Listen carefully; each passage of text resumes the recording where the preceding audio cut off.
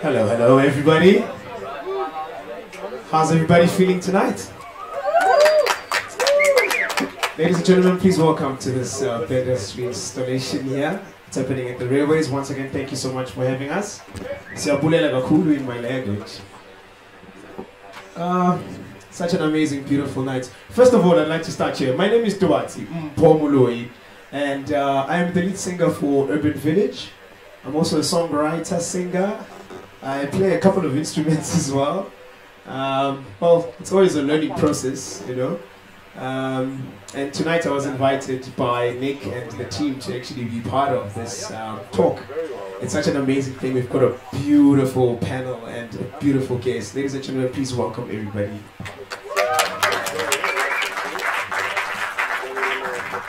So we're going to talk, connect and do music tonight, given that opportunity. And firstly, I'd like to start and just ask everyone on the panel to introduce themselves and tell us what they do and what part is it that they, in terms of the role that you guys play in the music industry. And yeah, we'll start with Adele.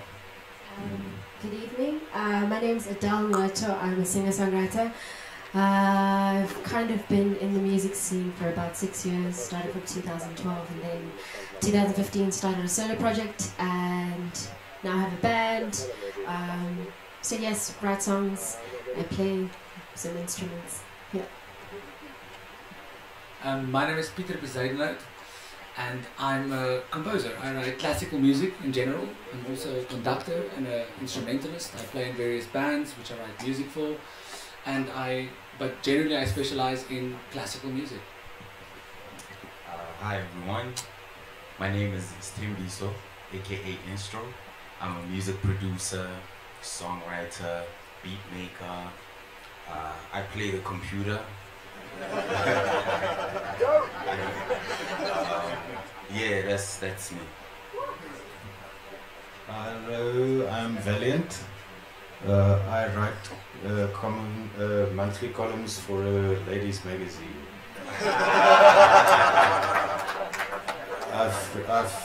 I've played some shows and I've recorded some albums and I play guitar. And sometimes I do what you might call at a stretch singing. At a stretch, singing, sometimes. Well guys, please welcome our partner, please guys.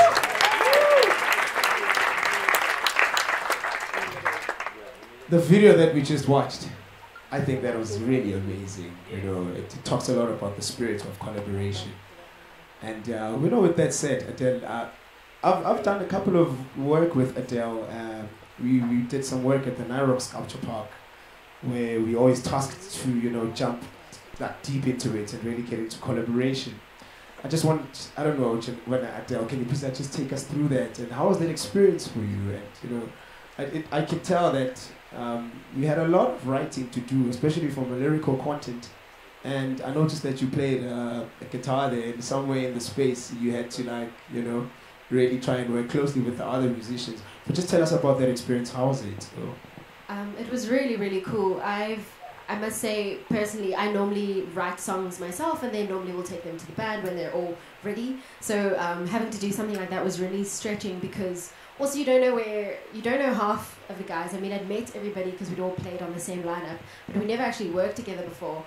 And that's really interesting in terms of seeing how the dynamics would shift in the day, like who would take the lead, who would feel like they had to step back, which is normally me. And just seeing how we all had to contribute to make something like that happen. So it was really weird and an incredible experience for me personally. So my contribution was I did the lyrics, and I was telling Pete earlier that I have a book that I normally just jot down lyrics or poetry or things that just pop into my head at any given time. So I just that's all I brought to the studio, and I kind of heard the lyrics and I kind of heard the music and what was going on, and I just paged through that book and picked out different things that stood out to me in terms of what I was hearing and tried to put it together that way.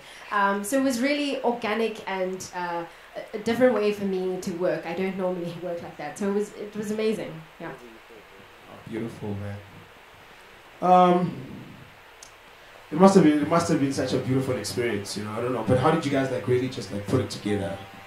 So basically we had a day, like as I mentioned, and Chris was late and he was part of recording us. So I pretty much, it was me and Peach and Stru, and we just got into a room together and someone played something, I can't remember, it was probably Stru. He started out with something on the guitar, and then Peach joined in with a groove, and then I would kind of like sing along or add some additions, some lines on the guitar, and then try and get a feel for what everybody is contributing. And then eventually we kind of the product that you guys saw is us talking through like what was happening and what we wanted out of the song. So it was quite interesting.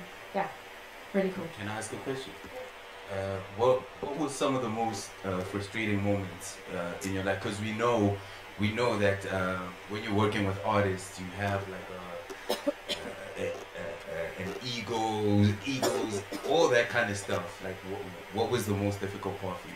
I think thankfully there were no egos on that day. Everyone was super chilled and wanted to give what the song kind of needed. I think frustrating is I probably feel like we needed more time together to play and kind of just get a feel for one another and get a feel for what could come out. So, I mean, that's a lame response, but yeah, nothing bad to report, I must say. Okay. Yeah. Great. So, just one more question, just before we get into it. Cool. From which point of view, or where were you writing from? You know, given that opportunity of writing the song, you know, where did you start in terms of having to really dive into this project that you guys were doing over here? So, like I mentioned, I had the little book, and I'd been. It came from a place of frustration, I guess. I'd been frustrated with a whole lot of things, and I just wanted to run away, which is what the song is called now. So, and also then listening to the music. For me, the music really informs the lyrics. And so I was paging through stuff that I'd written already, like in weeks before, and just kind of trying to piece it together. And obviously you kind of just develop the idea. So the theme was running away, and then I had to kind of think back and kind of analyze why and all of that kind of stuff. So it was, I mean, you don't have a lot of time to do that. So you're just kind of writing as you go, and the guys are playing music and I'm trying to churn out some lyrics. So yeah. Awesome. Stembiso, Yep. my brother. Yes, sir. I'd like to just pose this one on you, man. You know, with today's technology constantly changing, I mean, it always allows young people to, come up with compositions and write music, and with the tools and resources that we have.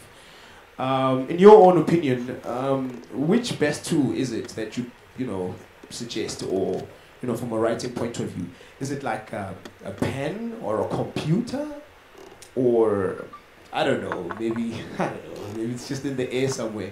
And also, sorry, brother. And also with that, I'd like you to just highlight the disadvantages and the advantages of using that specific tool. Okay, well, from my experience, I've recorded a lot of people, and I see that people are generally moving with the times, meaning that they'll use their cell phone, they'll use iPad or even a computer to write, and I feel like that's the most convenient in terms of just editing, and when you recite it, it's just much more clearer to be able to perform the song the way you want it to sound. So I think we're living in great times right now, because we have the technology, whereas a pen can sort of delay the process. I think when you're typing things, you see them a lot more clearer, and it just helps the artist perform better. And in terms of programs, are you talking about DAWs or what kind of programs are you meaning? Well, from a computer point of view, it could be any software you use, or maybe you could be just using words to type in your lyrics, or okay, it's just better to always be up to date. You know, whatever's out there and whatever's there to make your job easier. Whether you're a songwriter, whether you're an engineer, it's always important to have like the most recent stuff. For instance, I think it's just better to work with Pro Tools. I saw in the video that's what they're using, and that's the way it should be. You must just try and keep up, because the music landscape changes and it develops at a very quick rate. So one of the things we have to do amongst being an artist is you gotta keep up. You just have to. So thank you so much, my brother. I've got a different way of writing, you know. Okay. With me it just comes organically. I'd be sitting and I'd hear a sound, you know, whether it's a sound of a ball dropping or it's just a bird chirping outside singing a certain rhythm, or I'd just be playing with one of my gadgets and I just find this interesting sound that just makes me travel or helps me get into a different space, and you know, work from that point of view, and then use my phone just to record the audio so I can revisit the whole thing. I know it's a different kind of way of doing it. I agree with that as well. I understand that it's a technological age we live in, but there's something special about the pen and keeping your thoughts in a book. There's something psychological about it, writing things down and having a journal in which you write down your thoughts or words or sounds or put in pictures, something that you can reference later. When, for example, in Adele's situation where she had to go now, she had this book with just thoughts and random lines that you could paste together, but on a phone it's all the same type, it's all the same font, where if you write it with your hand, I think as a songwriter there's something differently creative that happens with that in that process. Mr. Valiant, would you like to add on that maybe? I tend to agree with you, Peter, but I also agree with, well, you know, there aren't any rules really. You can, I think probably the first song was probably some dude banging two stones together. Oh, it's just my glasses. It's better that I don't see. I need to see now. I am pretty old school as well when it comes to having a notebook and jotting things down. I find that an excellent tool, almost an indispensable tool for the initial burst of creativity. We're talking songs, right? So if you have that idea for a chorus or a cool catch line, where you get a rhyming couplet in your head, and you think, right, this can be a chorus, okay? And then somehow magically, the sound of the words, of the letters, when you say them out loud or whatever, it's like there's a musicality in that, and then a tune will come up, maybe, which triggers another line of lyrics or whatever. So it's lucky to have that book like you had in the studio. But what I find what's fantastic about using computers is for editing that.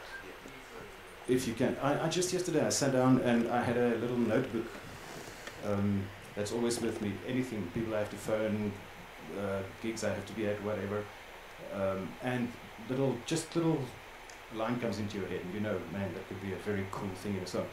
Yesterday, for instance, one of the lines that I just open a document and I just go rough stuff with a date or whatever, and just everything, and then you make two spaces in between something that's not related to the other or whatever.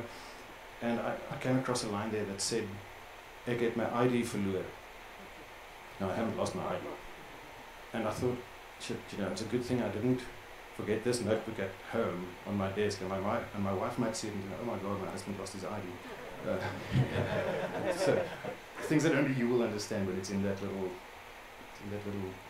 Yeah. And it's like an archive you keep. There was an instance last year, I think, where I had to write a song, and I used a melody that I wrote down with a word in standard 9, but I still had my journal, because I've been keeping journal with like thoughts and stuff, not like "Dear diary, Bobby het my toebroodjie gesteel nie." Nee, just like with thoughts and random stuff, and then you can use it again. you can always use it again. Yeah. But yeah, I don't think it's an either or. Yeah, so yeah, back to I what you were agree. saying, Yes, is I yes, think definitely. it depends on what kind of songwriter you are. I also would agree with Valiant and Peter. Very much I need to write it down. But also, it's really cool to have computers and technology for a different reference point. Like for instance, now I'm in the place, sometimes maybe we'll get to that, but if you're frustrated or you want to try a different way of writing, it's really cool to have other forms of technology to start from. So you're not starting in the same old way, if that makes sense. So I find technology and computers really helpful in that sense. Yeah, I'm generally bad at keeping stuff. So thank God for iCloud. You know, I can always access whatever I need to Amen, bro. access at the time. Technology. You know, so. Yeah. Awesome. Thanks, guys. Hey, Mr. Valiant, I heard you saying something about there aren't any rules. Okay, this is my 2 cents of understanding. I believe in breaking the rules within the rules. Obviously, there are the rules that are set. Yeah. Look, I think when I say there aren't any rules, it's kind of meant metaphorically in a way, because face it, there are some rules that you have to abide, not have to abide by. They're there. You're free to break them. But if you go apeshit, I mean, then it's cacophony. It's senseless and without melody or whatever, and you don't have a song. If you're working within certain parameters, as in, I'm going to write a pop song. It's going to have an intro, 2 verses, a chorus, and then there will be an instrumental, and then we'll go into a middle 8, and we'll repeat, do a double chorus, and a play out. And you have your, then you can structure this stuff properly so that it's palatable. It all depends on what your goal is. Are you out to write a song in your style, or are you out to impress the avant-garde or yourself? Are you completely whack and you don't give a shit about being popular or whatever? There was something else just before you asked that, but I wanted to get back to you about the whole thing about when using technology like computers.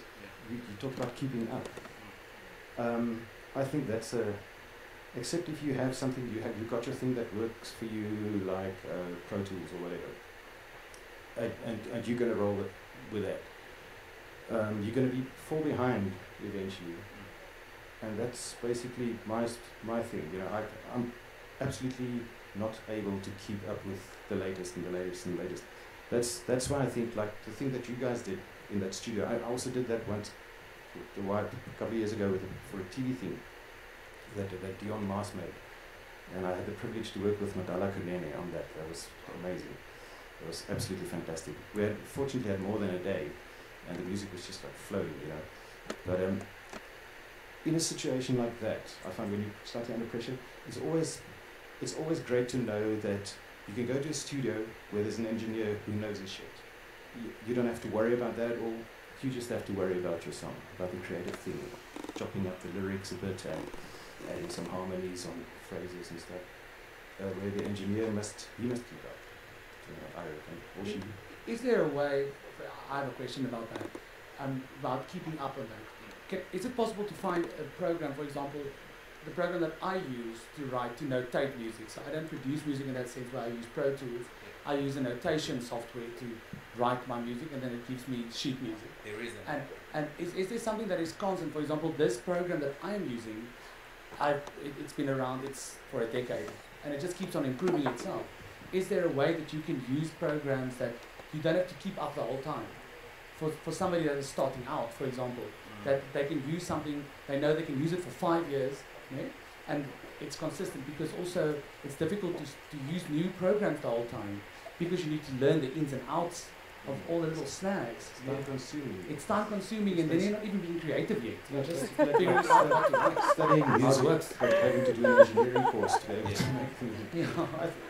I think once again, if you bring the creative bit of the equation, you're the creative spirit. Then the studio must be the place where that's where your creativity, your ideas, and those sparks get accommodated and workshopped, and for it's a song. Time constraints is always a difficult thing, but I think ultimately what I'm trying to say is I wish I knew more about Yeah. the Well, digital domain. You know, Because it does free you in a certain sense. it does. It does. Yeah. Yeah. Yeah. Well, for me, I think as an engineer, I went to school. I studied sound engineering, and that is something very important that you have to learn as a musician. And also because I produce urban music, it's important for me to keep up with the now sound. You know, if you use a program that was popular 5 years ago, it won't have the same feel. You There's know, a different sound set. yeah, exactly. There's a different data that you will experience, and your sound will constantly suffer. So you have to update your software as often as possible. And we're living in an age where you can have a producer, you can have an engineer, a singer, rapper, all as one person. You know, it's as easy as that in today's world. And if you want to break into the market, you need to be thinking along those lines as well. You have to teach yourself how a song should sound. You know, just in terms of engineering, you need to learn how to construct melodies the way other musicians do. You know, you don't necessarily have to copy them, but you need to have like a bar, you know, that you need to, you know, strive to reach. I think also for the genre that you sing, it's important that the keep up that is important because you actually use the technology and all that as your instrument. yes, You know. yes. That would be like me not keeping up with my guitar. It's the same In thing. a way, yes, Yeah, definitely. I find it to be the same thing. I think. So in a way, it sort of like helps us remain relevant with regards to the times that we're living in. Yeah. I like that, Tembiso, but yeah, and I think I've got a question for you, but later on, yeah? Okay. You just touched on a very sensitive one as well. Okay. I'm not in a rush. Yeah. Is anyone in a rush, really? But thank you so much, brothers, sister. With many of us young creatives, we sometimes get to a point where we have like a creative block when you are, you know, viewing a blank page. So, with that said, what are some of the tips, you know, to get started, and what are some common mistakes that, you know, first-time writers make, you know, and in terms of like songwriting? I think Adele, I'd like to pose that one to you. Dang it. I was just formulating an answer there. I think the one thing, like I mentioned earlier, is if you're stuck, because that happens to me sometimes, and it's always good to try another reference point. So, like I mentioned earlier, I know, like I'll sit at the guitar and I'll churn away at something and nothing happens, and you get really frustrated. So I've learned a couple of other instruments, like just basically. So if I'm stuck, I'll run to a different instrument. I'll try the piano. And see what comes out there, or I'll try something on GarageBand, like making little loops of stuff or anything like that, just to get you to get your mind out of that loop. I don't know if it makes sense to anyone, but that has definitely helped me before. And I think songwriting, the other thing that I've learned is to try and finish. So again, when I'm stuck, I'll have lots of little ideas, but then I'll never finish anything because you're just in this frustrated sort of rut. So I like to kind of force myself and train myself to finish. So that's to take a thought and to try and develop it and to try and come up with a song. It might be a terrible song, it might not ever see the light of day, but it's just that principle of trying to finish something before I carry on. And that has helped me to become unstuck. But you see, there's a thinking process towards it. You know, some people would rather say, you know, for lack of a better word, there's a meditation to it, because you know when you are blocked, you need to find a way. I'd like us to maybe get into, you know, the type of process that we get into. How do you break, you know, that blockage? What do you get into? How do you do it? What do you look at? What are the processes that you take with regards to advice? Yo, I wish I had an answer for that. I don't have a complete and full answer. I think it's all about the push and pull. Like, it feels like you have to push and pull with yourself. You'll write something and then you feel like, oh, it's crap, and then scrap it, or you feel terrible. Then you stop for a while. I've had seasons where I didn't write for a year, and it was painful and awful. And I'm not sure exactly how I came out of that. I think. As a musician, perhaps a creative person, what always helps is that there's always something else that's there. So if I'm not writing songs, I'm still living my life, and I'm still trying to do the daily routines, like to keep writing, even if it sucks and even if there's nothing there. And yeah, I don't know. Yeah, I think it's also like you need material to tap on, né? So sometimes you write something, and what helps me a lot of the time is to go and have experiences that you can tap on, whatever that might be. For everyone it's different, but your mind works like a computer in that sense, né? That what you put in, it's going to give you out. And sometimes, especially if you have to write a lot of songs and you've had a good streak, and you've written a lot of things, obviously you're going to be empty, because you've used up all your experience gas, né? And then, in that sense, it's good. I think it's really healthy, actually, with the goal of not writing for a while, né? Especially if you're busy experiencing a block, né? To sometimes just stop and not force yourself. I agree with what Adele says. It's important to finish things, obviously, and sometimes to push yourself, because it's also a way of thinking, né? It's a training to get yourself to finish things. But I think in the longer duration, if you want to make a career of it, né? You need a more formalistic approach to that, and you can't just always kind of finish things for the sake of finishing things, but then they're always shit, né? You need to hopefully not write for a while. I find that works for me, né? Take like 2 months and jam-pack experiences into that, and not just, also especially with music, I think which is interesting is that what you hear, you cannot unhear. So if you curate your experiences like that, then you can actually see what you're going to get out of that. If you want to write a song that sounds like something, I don't know, Bob Marley, né? You're not going to sound like that if you don't listen to a lot of Bob Marley, né? In that sense.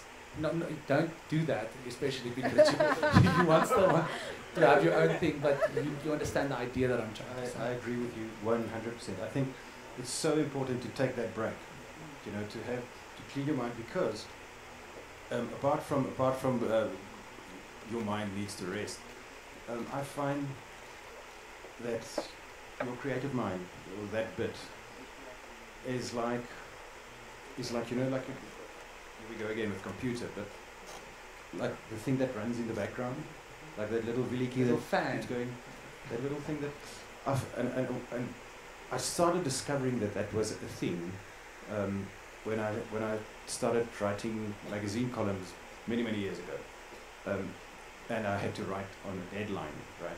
So Wednesday is the deadline. I'm that guy. I'm always at least 3 days late with after the deadline. But sometimes, but then by the third day, it's like you get these red emails from the magazine, and where is it? We're on our way to the printers, and you go for a nap, man, and on a Sunday night, and it had to be in the previous Wednesday, and if it's not on that girl's computer tomorrow morning at 9, I'm going to get fired. And then you wake up, and this has happened quite a few times, many times actually, where I wake up 6 o'clock in the morning, bang, with a full 800-word column but in nothing my mind. inspires like a deadline, nothing. Yeah. It's like it was Roald Dahl, the writer, who said, "I love deadlines. I love the whooshing sound they make as they fly past." If you don't make that deadline, you're dead. But it's the same thing with songs. I have songs lying in my drawer, written on paper, or I have some sitting in a computer that I've had for years, and I've never been able to finish a song. I know the words in my mind. I've got a melody for the chorus, and what sometimes happens, some night I usually sit and write at night when it's dead quiet and there's no phones and nobody to plug me in there, and you sit and write. You've got a thing in your head, and you've got a verse going, you've got a lack of, and there's something coming in, and when you run out of ideas or you hit the wall. So then I go through that drawer. Yes, that file in the exactly, computer. yeah. And man, you find a fucking chorus that you wrote in 1992. Where have you been, baby? Yeah, you got a song. You're part of a song now. You're happy, you're happy. Okay, let me dry your tears. And there's a song. You know? It happens like that. So I guess it's an intuitive thing, because I wouldn't say that, for me, I feel like I get there, but it's after a lot of fighting and, like I mentioned, like churning and trying and failing, and then you get to the point where you're kind of like, okay, I must Other people won't just... have the toil that you go Yeah, through. Yes, yeah. but I think also that You're toil excited is about it's your job. necessary. It's necessary to go through that anguish to produce something. Sometimes you write something and it just comes out. Other times you've got to fight with the beast, né? And that also is a different type of reward, in the same sense. Né? Is everybody over 18 Yeah. here? Everyone's over 18, right? Drugs. I'm telling you, drugs. I swear. That's all I'm saying. Drugs will get you out of that block that you're trying to do. Can you please have a bleep? Like a dude? No, for real. I've seen it happen. But you just need to Be over 18. you just have to be careful. Drugs don't necessarily have to be substance abuse. You can find a church as your drug. You know, going to church can inspire you.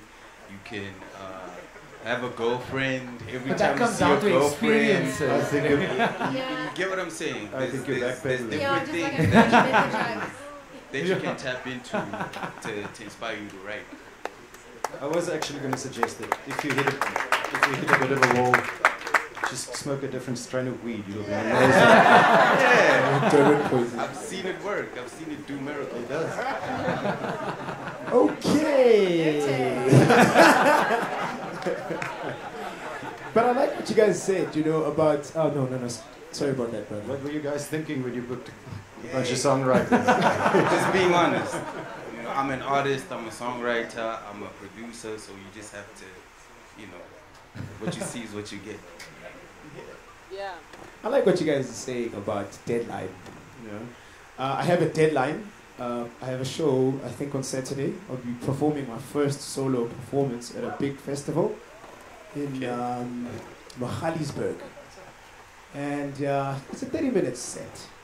And I've got a whole lot of, like, just a few songs. And in the past 3 days, I composed about 5 songs. Beautiful songs. Hey, I really can't stop playing it. I think it's because of the deadline, you know, and really wanting to make that line. A bit of pressure is, Yeah, it's good. an amazing It's good. thing. Yeah, it's really an amazing, especially, for instance, where the pressure thing, and also I firmly believe that those are things that you can practice, that you can exercise, so that you can learn to perform under pressure and to deliver under pressure. Where it especially comes from the songwriting perspective is in the studio, where that deadline is very real, because there's a hell of a lot of money at stake. Studios aren't, as you know, aren't cheap. They come with a time limit, and if you have it booked from this Sunday till the next Wednesday, that's when it's going to end. And if you can't get that final line for that last, for the middle eight or the bridge, you're going to have to come up with something. And that's where the juices start. And yeah, and I think that the thing is that writing a song, writing music, it's very vague and all over the place. No? There's no clear lines or structure to it. While if you have a deadline or you have a studio book, it gives your mind a type of structure and says, this is the time frame that you have. Because if you're just writing, you could be writing the same song like you said. You had lyrics from 1992. No? There's no structure to that. And that helps your mind to process things if you have certain ways of thinking of things. So, this one I'm going to just put it through to you, Peter. Often artists are inspired and, you know, they write their first draft of a potential song, you know, at the beginning of this composition. But in your own thoughts, like, how often is the initial idea and the final product really the same at the end of it? that is, I think still it is. I think it brings us back to the pen, actually. Ne? Because you would have a certain draft of something, like my process of writing generally. I would jot down the form, or the structure, or the melody, or the lyrics, or whatever it is. I would write it down on paper. And I would first get the idea of that, and then I would take it to my computer program and structure it. And then it becomes something completely different. Ne? But still, that is my reference, constantly where I go back to, is that piece of paper that I wrote it back on, because that's my form. That's my initial impetus that I have. The initial burst of creativity is there, and that is your reference, and you go away from that. So I think the two are still related. Sometimes, obviously, it does happen that you start writing something and the product comes out completely different. But generally, I find my inspiration that I have for writing it, that is kind of the direction that it comes out in. Now, do you think artists should be like afraid of their original, written piece of material? No, because that was the inspiration that you had. But do you also think that is it important to have like a different point of view, like have someone else's point of view with regards to what you've written, yes. just before you take it out? Yes, definitely. Ne? It's always really nice to bounce things, to have a sound wall. It's good to have friends, and that's the nice thing about collaborating with people also in different things. Ne? It's nice to have a sound wall, somebody that you trust musically or artistically, that you can, because you can't just go to any of your friends or any of your people and give them something that is so raw from out of your heart, out of your soul, because they wouldn't understand it necessarily. But if you have a sound wall or someone you trust, it's always good to do that, I think. Just to jump on that, I would say that it kind of depends. I've had moments where a song has come out in completion, and I am very much sure that this is what the song must sound like, and then I would take it to my bandmates, and then everybody fits around that. But yes, I would agree with the thing of having a soundboard as well, of like your bandmates, if you have a band, or people that you trust. It's the same thing like you said about going to a different instrument, playing a different instrument to get it out. And another person, a soundboard is just another instrument that you use. They could say one word, listening to that piece, they could say one word, and that sparks the moment, and then you can get the piece out. I have a random thing to throw in there. I don't know if any of you guys have heard of the app Song Exploder. Yes. It's an amazing app. I would encourage all of you songwriters to download it. It's a podcast, actually. What am I talking about? It's a podcast, and they have like all famous musicians coming in to talk about their songs, and they literally break down the song from like guitar pieces to lyrics to, you can hear separate stems of famous artists from like The Roots to like Solange. It's really, really fascinating, and that's really just interesting for your juices. What's it Song Exploder. Song Exploder. I don't know, I feel like someone must pay me for this, but yeah. It's a podcast. Check it out. It's really cool. Yeah. What is it called again? Song Exploder. Can you say it just again? Song Exploder. Just for the sponsors. Yes. I'm ready for that one. Speaking of songs, the songs take you on an emotional journey aboard the artist's train.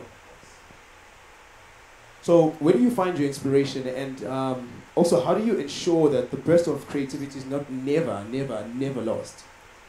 Would you like to take that one, Mr. Valiant?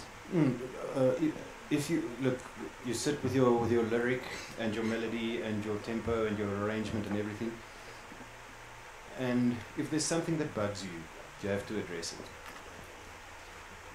You always run the risk of overthinking it, especially if the weed is very good. You started this, dude. I'm just kidding. I'm really just kidding. You run the risk of overthinking the thing, and what you sometimes do is you take the balls out of it, man. You take the essence out of the thing. I'm very lucky in that, especially with lyrics, in that my wife and myself have been together forever, and we met when I was just starting out, really. And since then, she's been my soundboard for lyrics specifically, and she's got great taste. And whenever I show her something and she says to me, it's complicated, then I know it's absolute shit. She's not. She calls it complicated. Then I know it's just crap. To rewrite. Yeah, it's amazing. That's why what we're actually dealing with is magic, because there's no there's no hard and fast formula. There's no answer. There's no slot where you put a coin in and press a button. And sometimes out of the unlikeliest source, you'll find that one word that just unlocks the chorus, you know, that you've been looking for. Yeah, I was also about to say that music is not just fun for most of us. You know, we've all in some way encountered a spiritual experience out of what we hear or what we compose. So I think even when you do try and leave it alone, she didn't write for a whole year, but she came back somehow, you know, and that's the power of music, you know. So as long as you're writing and you've had that spiritual experience with music, you'll never leave it. It'll always come back and want more out of you. I read an I'm not sure if it was an autobiography, but Eric Clapton's formal official biography a couple of years ago. And in the book, it's a fascinating story. So much more than just the stuff you could read or was reading in the papers. In the book, he talks about the period where his son died. You know, there was this horrible accident. He was with his girlfriend in a high-rise hotel or a flat, and the windows were open. And his son just came running through the room, and he didn't know the windows were open, and he just fell out the windows. Like, I don't know how many stories, obviously fell to his death. And then Clapton said, after that unthinkable, unspeakable tragedy, his soul went dead to music, and he couldn't play guitar.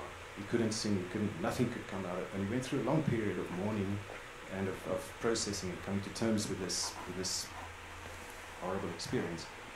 And he healed with time. And as he came out of that, he wrote Tears in Heaven, and the next one, and the next one, and then they came out. And then he made the Unplugged album, which went stratospheric. His soul reopened. So there's that spiritual thing. You know, and that's why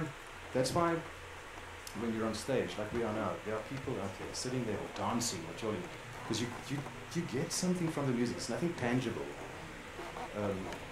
It's completely. You can't measure it. Ethereal. You can't measure it. No.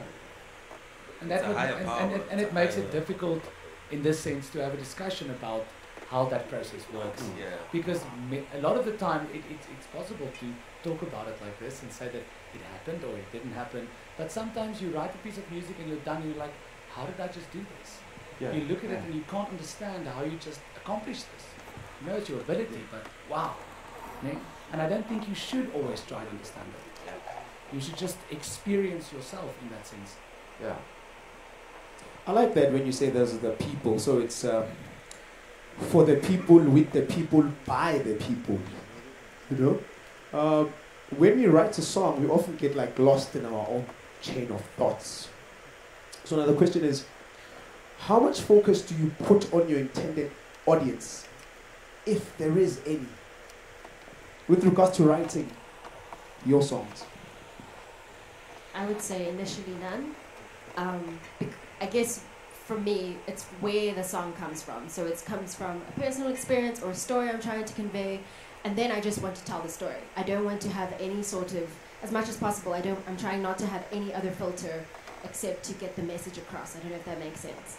So at that point, I'm not thinking about the audience. Perhaps from later when I would take it to my sounding boards, and then I would have their ideas or input, then I will start to consider things like the audience. But I think from the initial perspective, I'm not really thinking about the audience at all. I don't know if that's You're just selfish. getting it Sounds- out. Yes, it's You're more just just getting getting it it out. out, and then afterwards you can think about how you're going to put it together, how you're going to present it to the audience, if that makes sense. I think presenting is, sorry, Valerie, I think presenting is the right word there.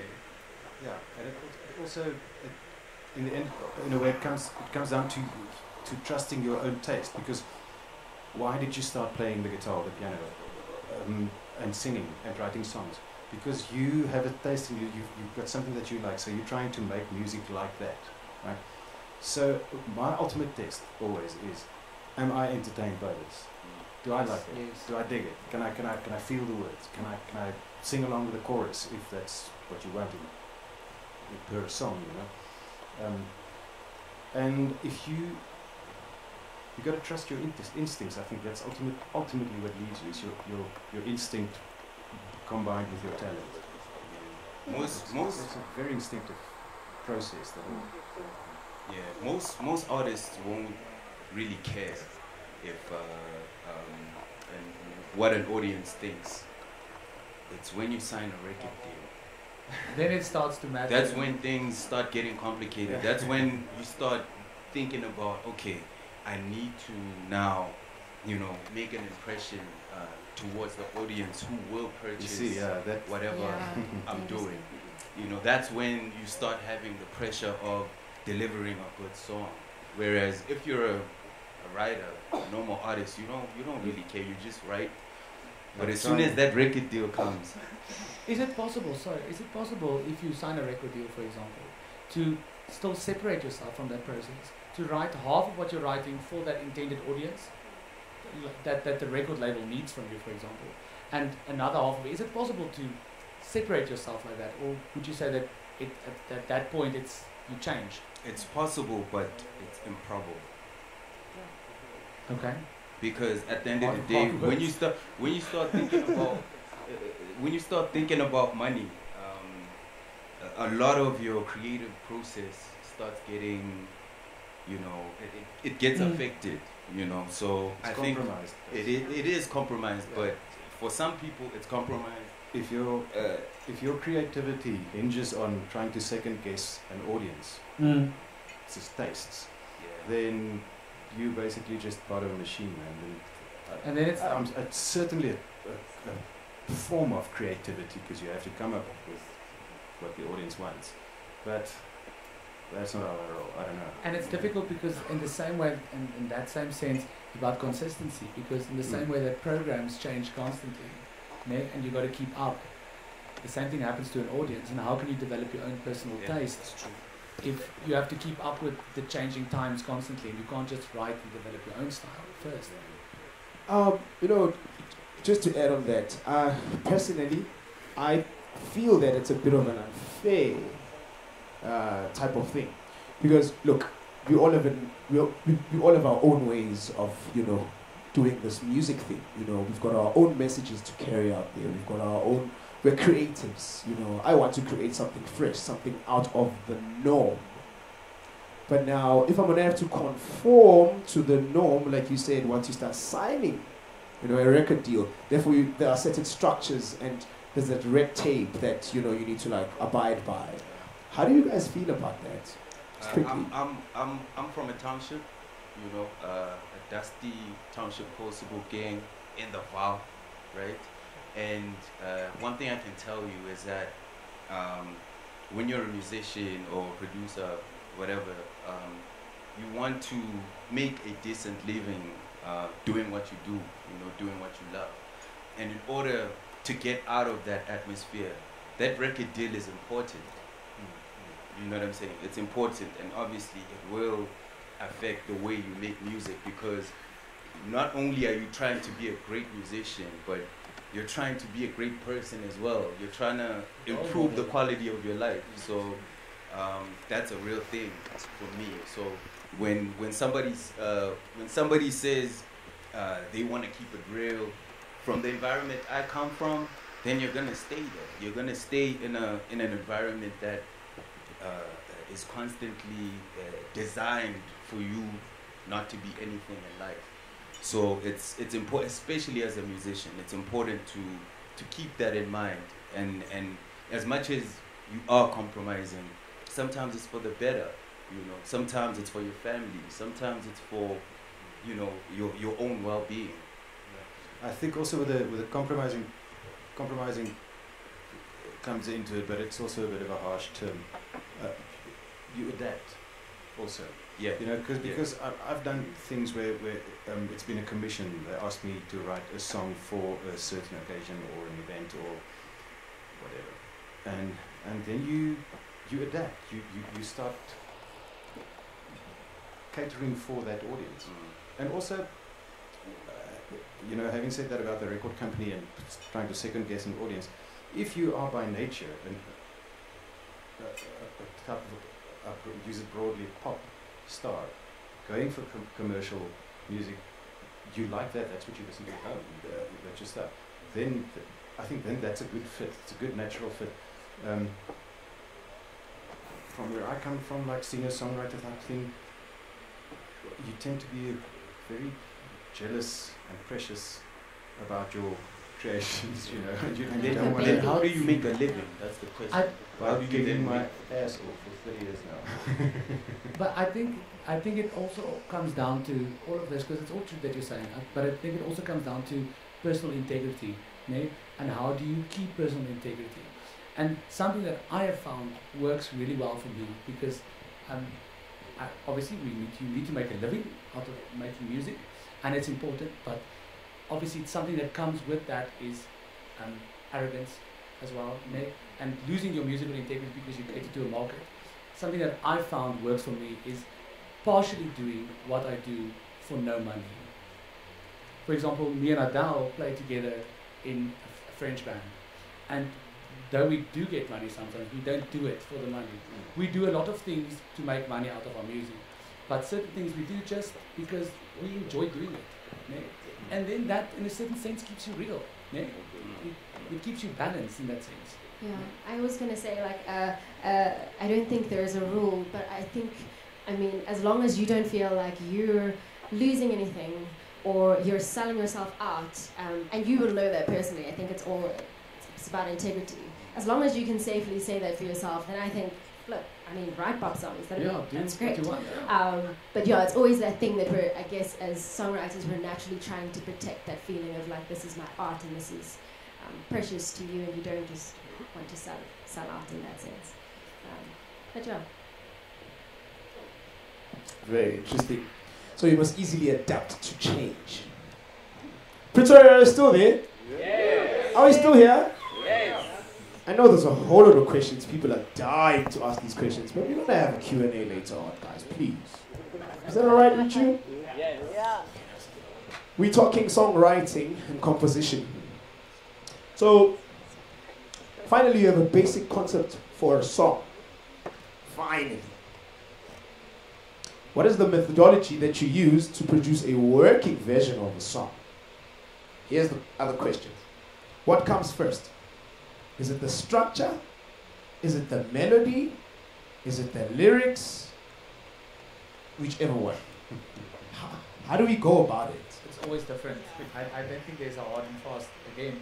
Do you guys also get this question quite a lot? Yeah, What comes first? Which comes first, chicken or the egg? Yeah. But it's always different. Sometimes it brings us back to our initial question about writing down words. They sing one word and then it inspires a melody. Or walking down the street, hearing someone whistle something, and that inspires a lyric. And there's no necessarily way that you can say that this is the way I always go about it. It's amazing when it all just happens at once. You get the melody and the words, and man, like half an hour, 20 minutes later, you've got all the lyrics down. You got the melody for the chorus and for the verses. Yeah, everything's just there. And you know wow, the song, you know. Right. Those moments are few and far in between. Few and far. Yeah. For me personally, probably depends on I know what my skill set is. So I write words, and I've been writing words. So I'm never at a loss for words, to be honest. I've always got the words. It's always like the melody that I struggle to find. And so whenever I've got like something on guitar, I'm always like, yes, finally, because then I can find words, or I listen to what I'm playing and I can find an emotion that fits what I'm playing, and then I've always got words lying around and then I try and put them together. Or sometimes I've had instances where I know that my skills as a guitarist aren't up to par, but I've got a melody in my head or something, and then I sing because I'm a strong vocalist as well, and then I'll sing that and then record it and then ask someone else to play guitar. So really, it depends. It also, sorry. Yeah, I'm your opposite. Melodies, chords, that comes very, very easy. But words, I do think it does help, because also like melody and lyrics, it's all very airy-fairy up here, ne? It does help to, when you have a melody, I find, or have lyrics or whatever it is, to decide on a structure. The same way that a deadline inspires in that sense, that it structures your mind. If you decide, I'm going to write a song for this or for this or for that, decide on what the structure of the song is going to be. How many verses, how many choruses, how many whatever you want in it. Because then you give your mind something to work with. Ne? It can start somewhere. Otherwise it's just melody and words. Ne? But if you have a form, then you can go in it. Absolutely. But then, how do you know when the song is done and it's time for you to stop revising and now put it down? Because you have to send it away. True. You just know. You just know. You listen to it and it just sounds complete. I don't know how to That's further describe. Yeah, you just know. You just hear it know. and you're like, it's done. You just know. Just, you know what it is? I thought what you were talking about now, exactly. I was thinking about the answer to that, basically. The song will tell you. That's very Well, nice. You, That's you, a have very to, pretty thing to say. you have to always keep in mind what's happening here isn't you. It's a song. It's a thing. It's a piece of art that's happening, and that's what talks in the end, and it shows you, man. It will also sometimes a song, just like you can think that you have a complete song, but you're not happy with it. The song is not yet happy with itself. Yeah. Now I really do sound like an idiot. I think it also does help to have to perform it. Ne? To be able to have a workable version that you can perform, because if you just play it to yourself in your room or to your housemates, then you can carry on doing that forever. But if you have to perform it, then you have to have a workable version. And then maybe after that performance, you'd say, I'm happy with what I did, the way I performed it now, it'll stay like that. And the song sang then, and then you can move on. I think that's very true. I've often had moments where after I've played the song, you either sense like, oh, I'm never playing that again, or like, I need to go back and rework it, or you feel quite good about it. So I think that's definitely quite important, actually. Good point. Also, when you're not writing within commercial parameters, then you're much freer to write a very long song, or even a very very short one. And once again, yet again, the song dictates. Like a couple of years ago, a friend of mine who's a musician, his brother was also a musician. They played together in a band, and I was with friends one afternoon. I got a weekday. I got this WhatsApp, and his brother had died, suddenly, and he was young, and he was an awesome guy. Anyway, and he was such a great person. I went home eventually, and I remember actually crying about this guy. I was really emotional about this dude who died. He was such a good guy, and it was completely a freak thing. And a little tune came up in my mind, and where I address the thing, the day that, I won't say the guy's name, let's say John Smith. The day John Smith died, I cried and I cried. I actually cried. It was that sad, blah blah blah. One verse. And I thought, and it's got a melody that goes perfectly with it, and the words really came from my heart, And I've tried for a year or two or three. I tried to make it into a full song, and I couldn't. And then I thought, It's fine, just like that. And it's called, I think the English term is a dirge, dirge, like a funeral song. A dirge. So, and then that's what it was. I thought, oh, so it's just a perfect little dirge. Leave it. It's what it wants to be. Sometimes you try to make it something that it's not. Yeah. I understand that completely.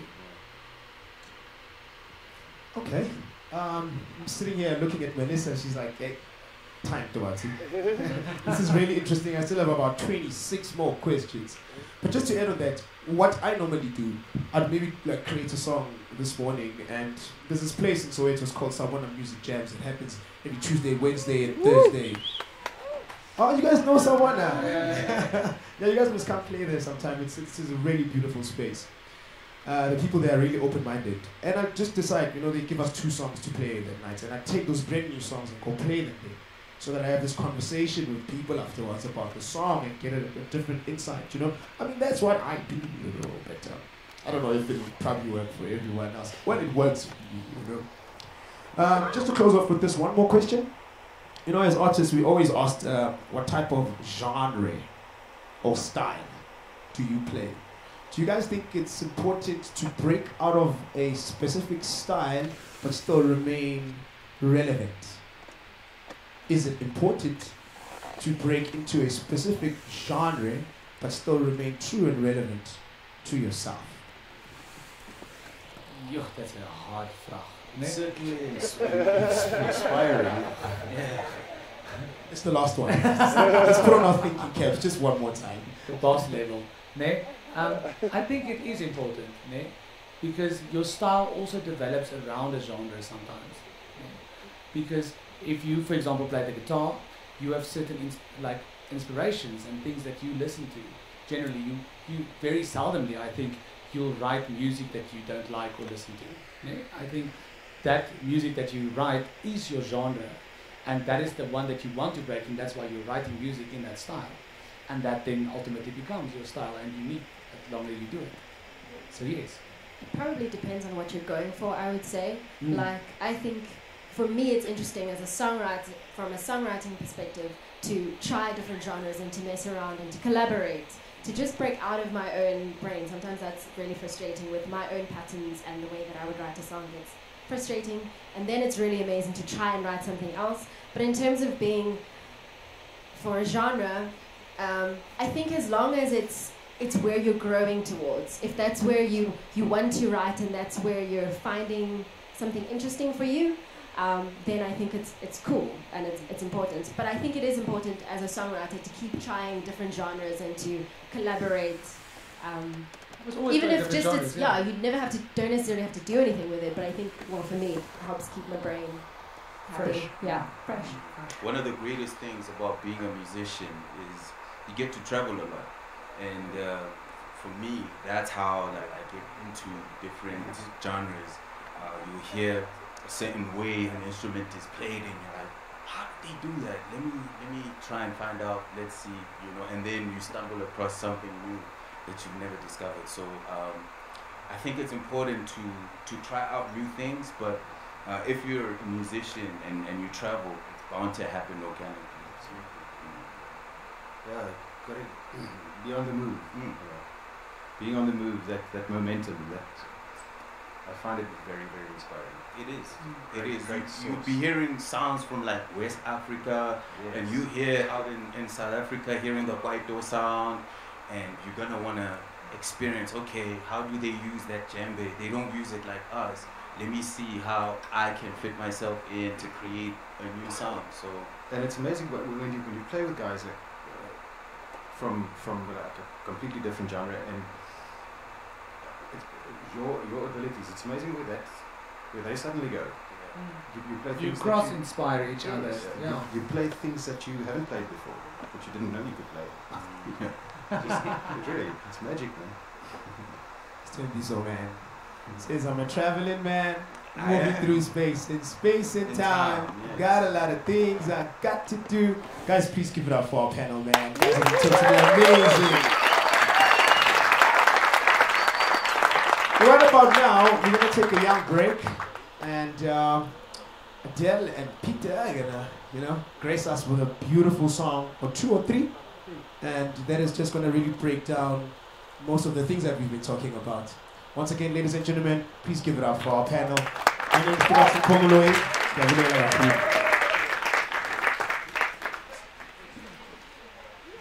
Oh yes. There's going to be time for the Q&A. I think it's just run about immediately after the performance, and then we will take in some of those questions. Thank you so much, guys.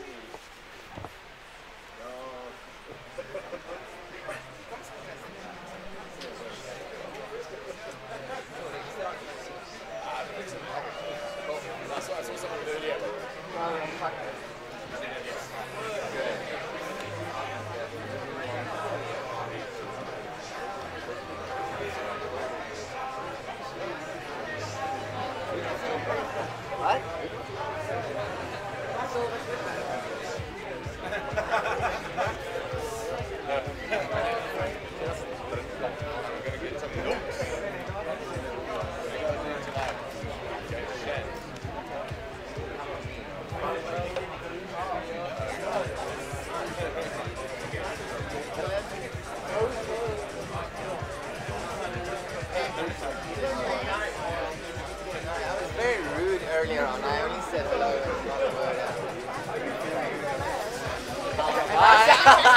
Fuck you. Christ. I'm allowed to do that. But I will give you the credit of trying at least.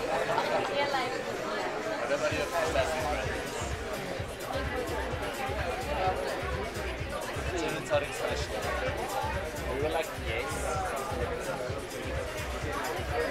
Please do come have a seat for a quiet some time.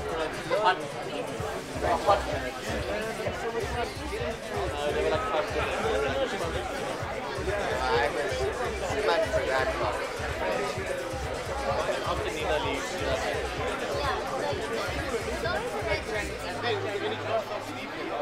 It will be my first and my last. you always have a good time.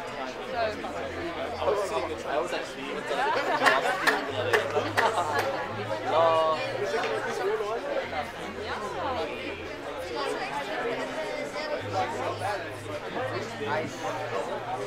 What's next? Okay, so kind of. Again.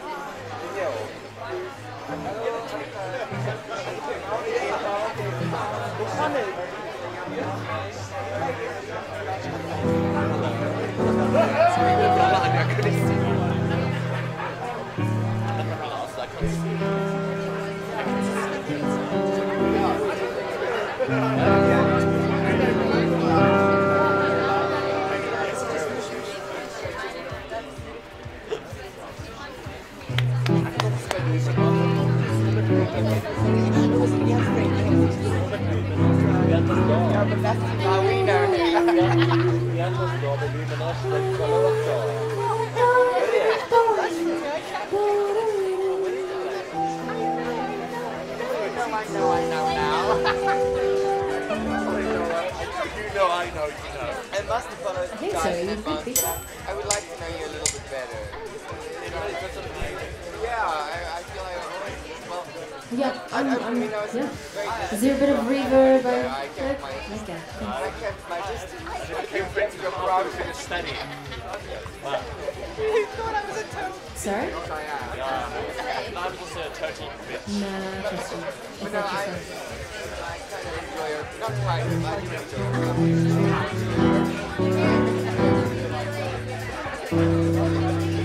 Well, one time I see you, I'm really like, oh, wow. But that's okay. I don't know if okay. Because so very love. Love it, love it, love it. Love it, love it, love it, love it. Every now and then I crazy motherfucker. And then I'm like, Alright, so my name's Adele Neto, and joining me tonight is Peter Bezednet. We're going to play you guys a couple of my songs. We've never done this before, so let's see how it goes. Enjoy.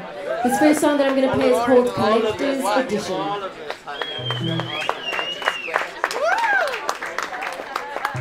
Really, really, really, really, really. That's a serious question. Yes, it was. He does actually work more than me, so. Yes, I'm still involved with it. I'm very involved with it. But it's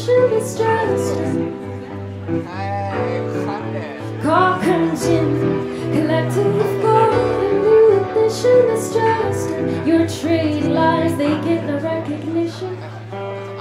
You're selling shares of a second without our permission, smooth acquisition of our beauty called our routine. Give out a culture like it's a commodity. Call comes in, collective gold, ambition is just. Call comes in, collective gold, ambition is just. Your trade lies, they get the recognition.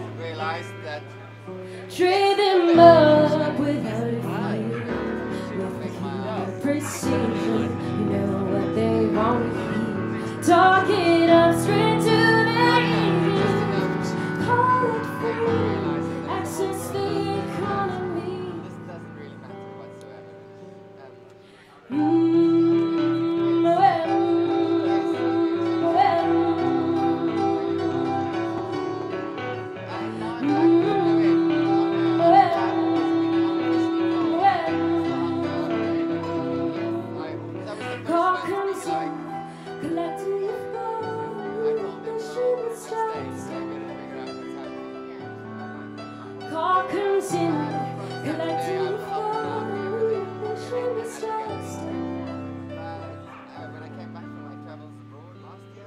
Oh, do you see them when you sleep, walking out from underneath your piles of coal, your taste of your money, shining paper finesse? Do we see them when we dream, walking out scorched by the sun? They're bending and breaking beneath us. We start quiet and hope to wake up. No, don't wake us up. I start work at 5 this morning. I end at 5. Tomorrow morning I'm starting again.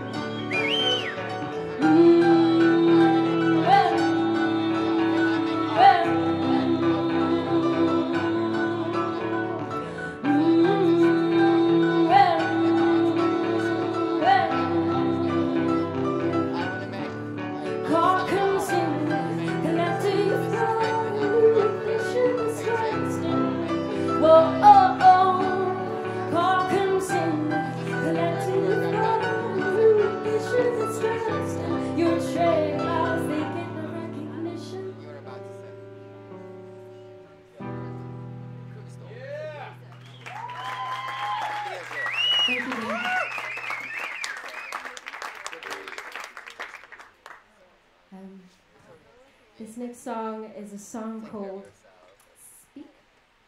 I wrote it about thinking about the women in my life and the women who have come in and out of my life. So yes, it's called Speak. Down the rabbit hole a couple of times, and every time I just get like saved by whoever it is. You sit by now. There's a lot more exciting things happening. Don't speak your words, woman, with all the time. Just take your time with this. For a while, won't you take us to your world?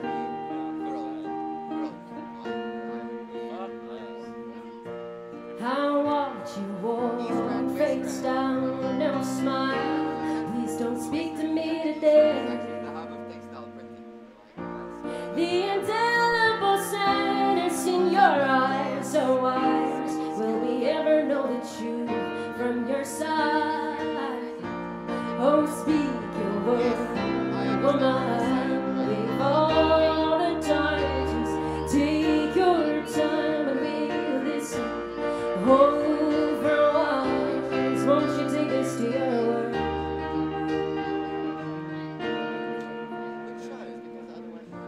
You wash my clothes and watch me grow all the time, never asking why it is the way it is.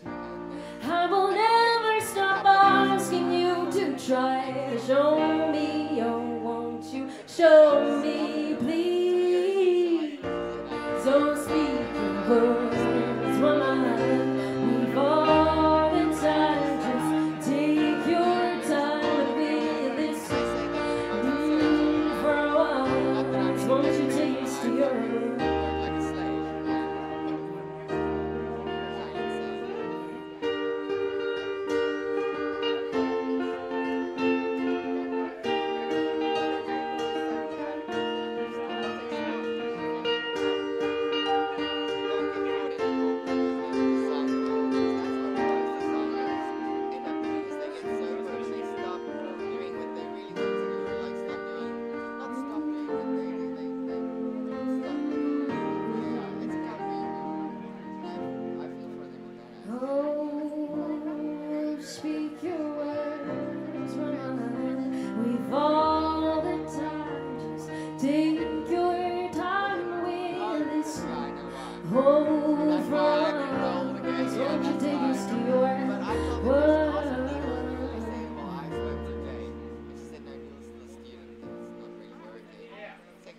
Yeah, thank you guys.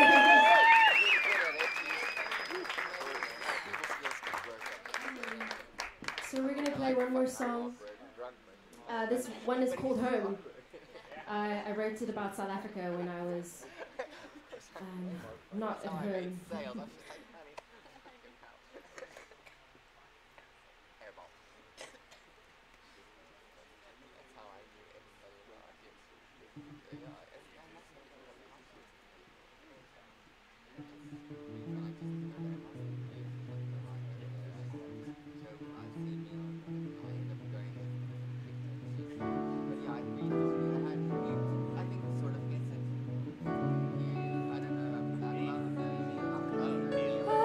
Bursting at the seams, staring out into the sea.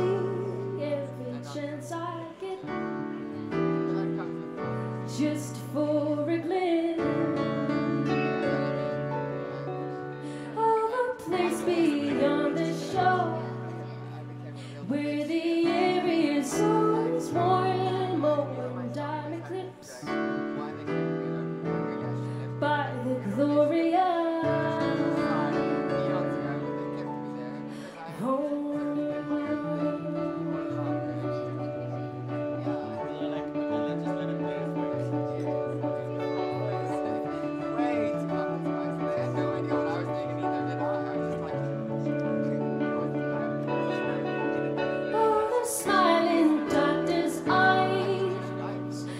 hues in a million skies. Will you ever know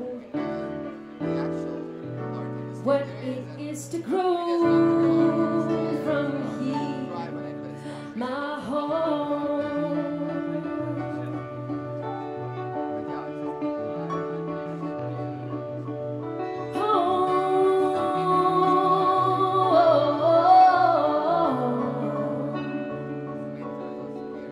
So mama wan diabuya, etata wan diabuya, eputi wan diabuya.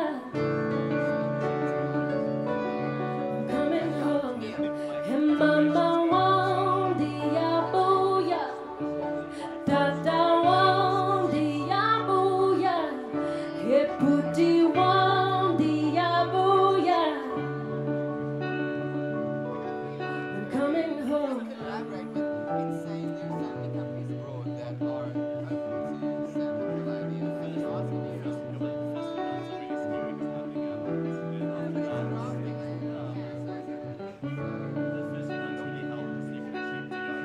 In the belly of the whale, won't you please just spit me out back onto that shore, back where I was born. Oh, in the belly of the whale, won't you please just spit me out back onto that shore, back where I was born. Oh, I'm coming home. So when are you leaving? But you don't strike me as the gallery type, actually. Da, da, da, da.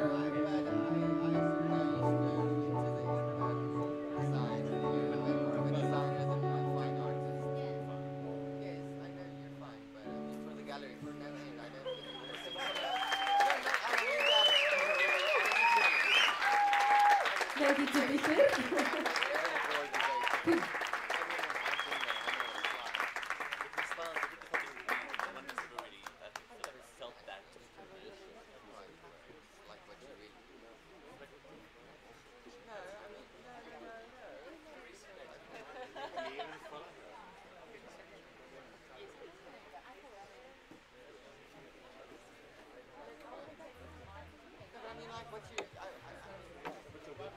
To even design and to art. I would like to see your fine art stuff, not your designer stuff, the stuff you draw your sketches like that. I've never seen that, and I'd like to see that. Actually, before I make it. Sometimes that's even more interesting. Yes, because that's what I value more than designing things. It's the what happens. Yeah. No offense to the gallery. I just think it's actually just a keeper of the gallery. I told you, again,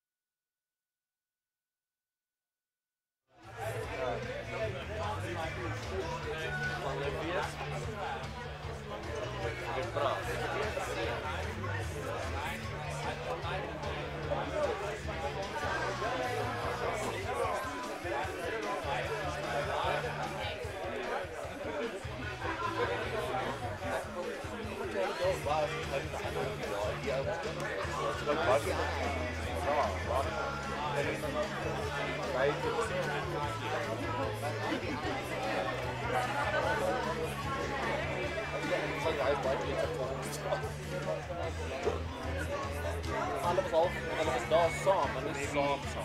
You know what I mean? Dit was vriende, pretty cool. Hulle was ook saam op. Daar was 3 ander meisies en 'n ander ou ook daar. So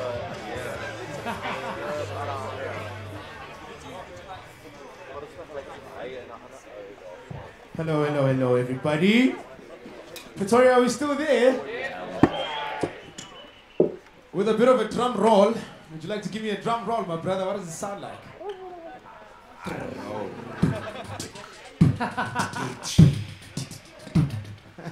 Just kidding. Ladies and gentlemen, we're here at that point where, you know, it's the thrilling. But I think this is the most exciting part of, you know, our conversation. And we'd like to open up the floor to, you know, some Q&A. And Melissa will be just, you know, having a roving mic because we're recording and we'd like everyone to ask the questions through the microphone. And yeah, are there any hands? I see one hand over there. There's another one there. Let's start over there, right there at the back. Be nice, please. Yeah. How's it, guys? Thank you very much for your input today. Someone asked me to come to the front. Should I do that? No? Okay, whatever. Cool. I'd just like to touch on Sithembiso, right? Yeah. What you were talking about as far as a record contract is concerned. Yeah. I'd just like to know from the rest of the songwriter's perspective, because I feel like that may add, like you were saying, a bit of pressure, a bit of unnecessary creative pressure that could hinder the whole creative process. Do you not find, I know Adele, in your capacity as a songwriter, an independent songwriter, do you not find that maybe you reach a certain stage in your career where you have an audience that you now have to cater to? You know, you've built an audience up to a certain point that you know they are expecting a certain thing. Do you not feel like there's maybe a certain creative hindrance in that in itself? It doesn't have to be a record contract. It doesn't have to be external factors that are corporate, but maybe sort of self-inflicted, if you know what I mean. Does that make sense? Yes and no. I would say that yes. Like for instance, now I brought out an EP and I'm thinking about bringing out another EP, and it's always in the back of my head of like, is it still going to be relatable? Because I know people were used to a certain sound from the first EP. What happens if I change? Are people going to receive it? So I think that's all internal, an internal battle that you have with yourself. But also you have to remember that people like the songs that I put out because it was me. So I have to trust that as I grow and as I change and do new stuff, that it's still me, and so people will still be able to relate to it. So yes, but no. Does that make sense? I just keep doing what I'm doing. Like I was saying, I try not to think too much about the audience because for me, songwriting started from a very personal place, and so that's where I like to keep it. Of course, I mean, that is a factor that I do consider, but I try as much as possible to just do what I do and then see how people respond to it. I mean, obviously, I know people are not always going to like what I put out. You know what I mean? And you have to be kind of frank with yourself and realize that. But the one thing that I know is important to me as a songwriter is that integrity. So, do you find that your audience also grows with you? Yes, and I think that's the thing. That's important as well, is to give people a chance to grow with you. And some people, and then you're going to get new people. You're going to get new people who hear my later stuff but are not going to like my earlier stuff. And you know what I mean? So it's always a gamble, but I think it's part of the game. I think also if you have a sympathetic record company, you know, someone who signed you. Sympathetic. Yeah.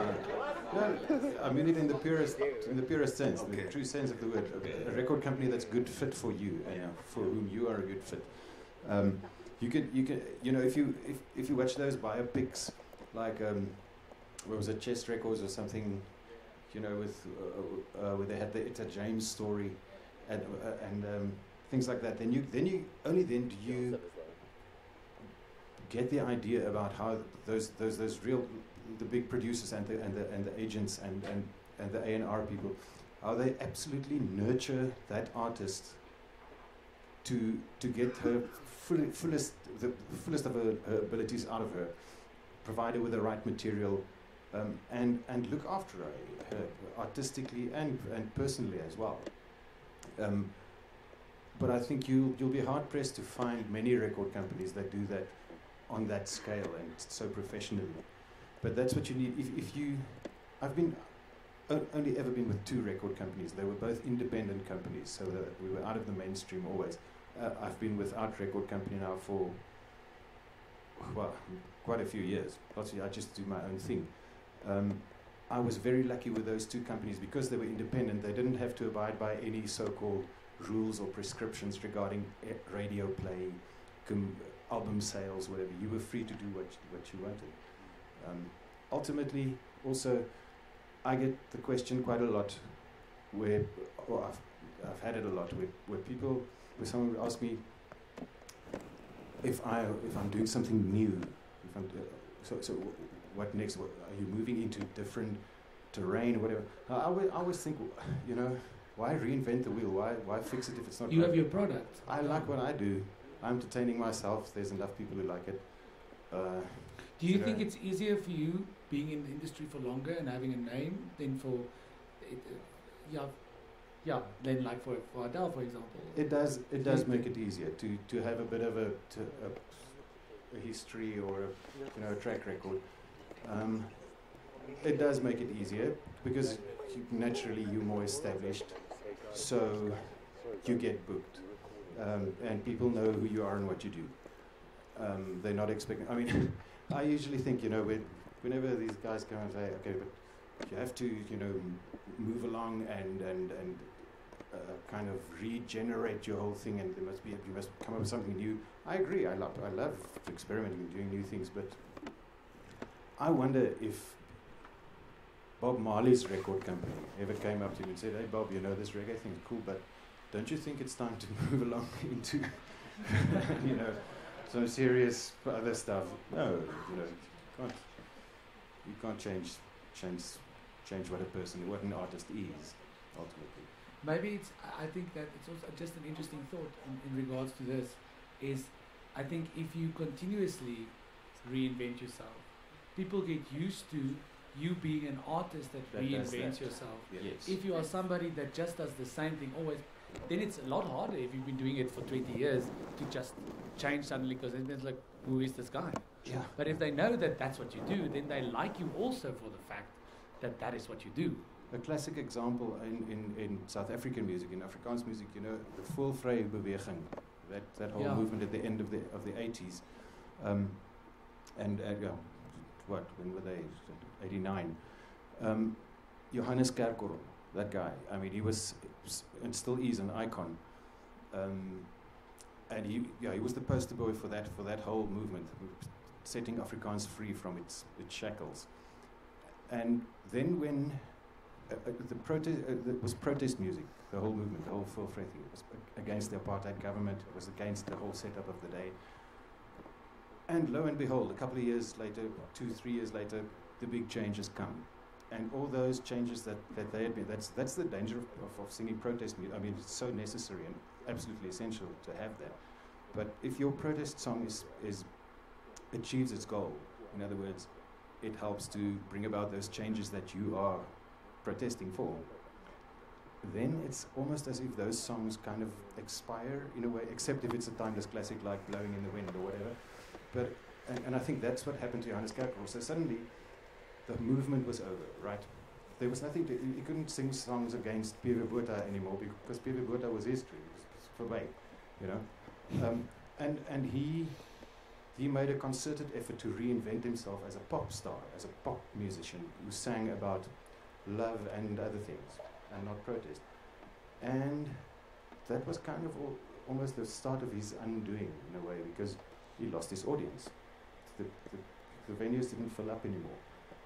And That's the worst thing that It's can just, happen yeah. to any performing artist, you know. You lose touch with your audience. Yeah, you lose your audience. Suddenly you reinvent, you've still got the same name, you're the same guy. You sing different things, but you reinvent yourself to such an extent that you alienate the audience, and you become disillusioned, you know. And naturally the first reaction would be to blame the audience. I don't know, it's a difficult thing, you know, trying to reinvent, constantly reinvent. Like you say, I think I agree with you. If you are known for Reinventing yourself. Yeah. reinventing yourself and being a chameleon of different styles and genres, then And that's easier certainly. I think it's also like I'm also a choir conductor, and in the same sense about audience and performer, they say that there is no bad choir, there is only bad conductors. In that same sense. No pressure. Yeah. And that's the same thing with this. The audience usually takes what you give it if they know who you are. Yes.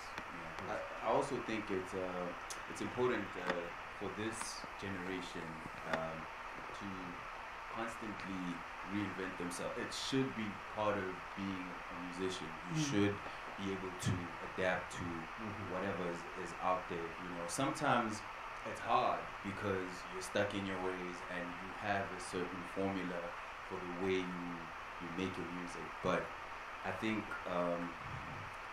it's key, man. It's key to be to continue to surprise your audience and yourself, yes, you know, which is more important.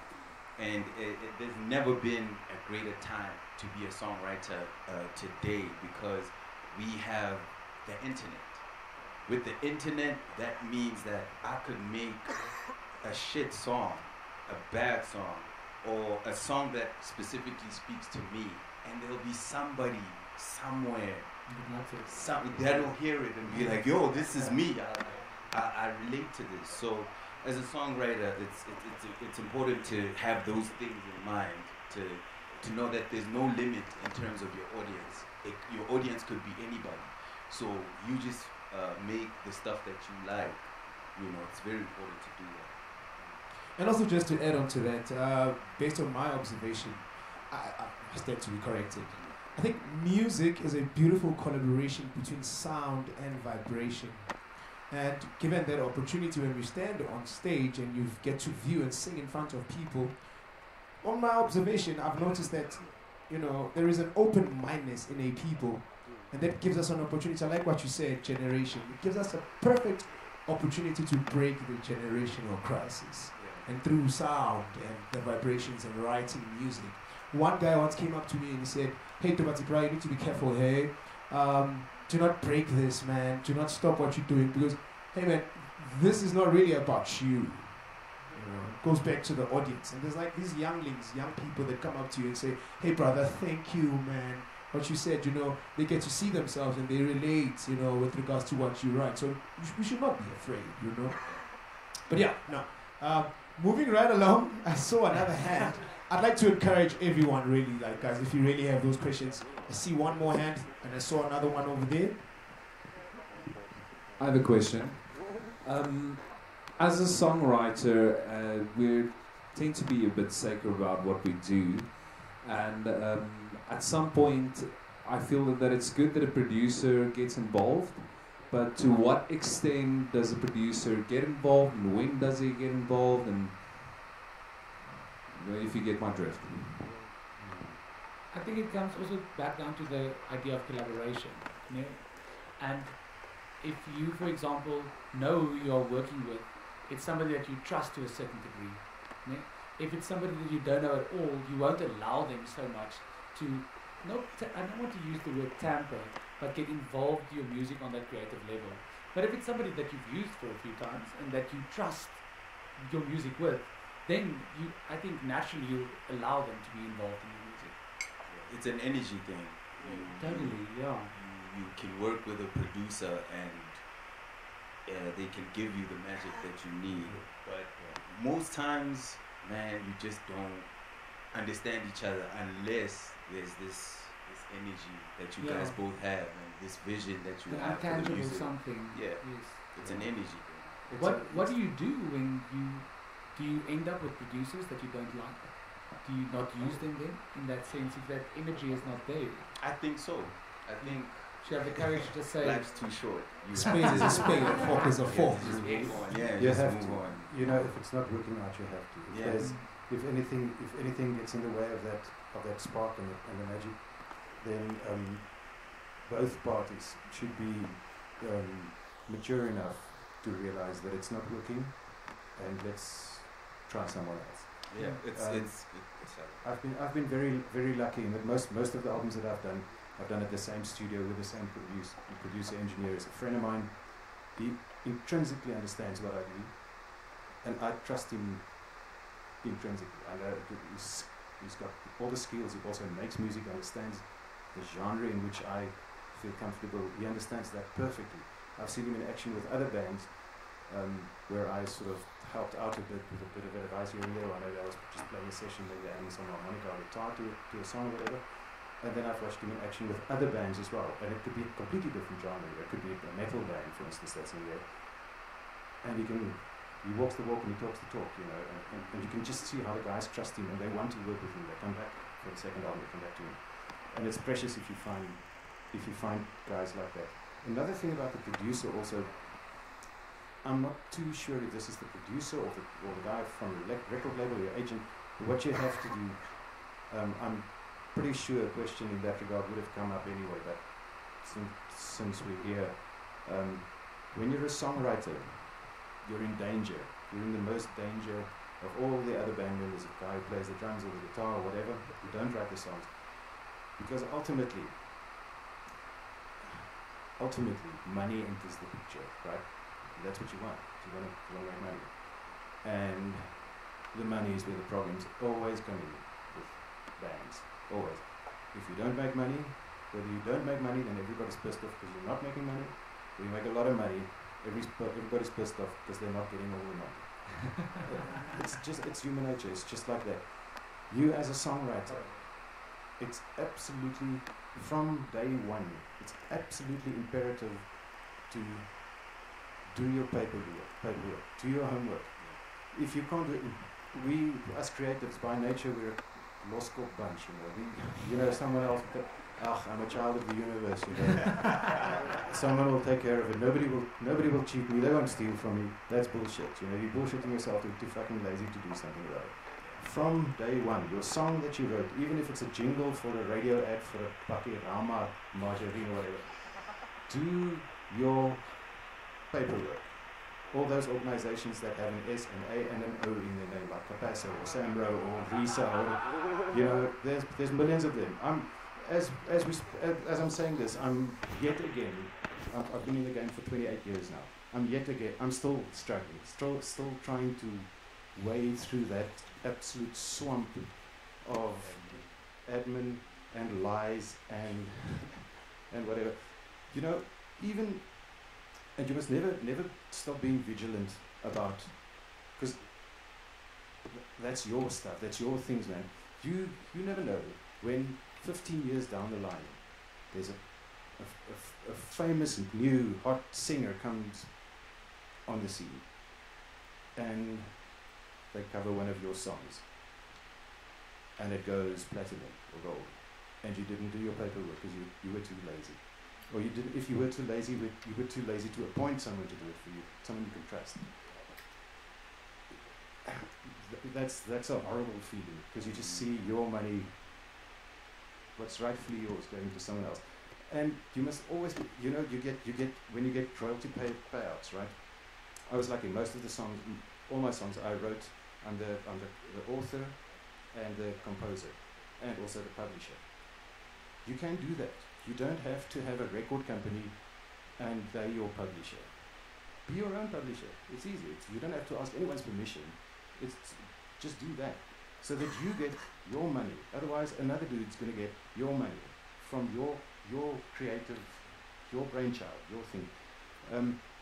A couple of years ago, even if things run smoothly, you must always be vigilant. Always check them out. You know, then you get well, these days you get them emails. Back then they sent us a big fat envelope with reams and reams and reams of paperwork and columns and little figures, cijfertjies and goeders, you know. You don't face it, you're not going to go through that, right? I never did. And up to a point. Then you start realizing, man, it's going to take me an hour or two.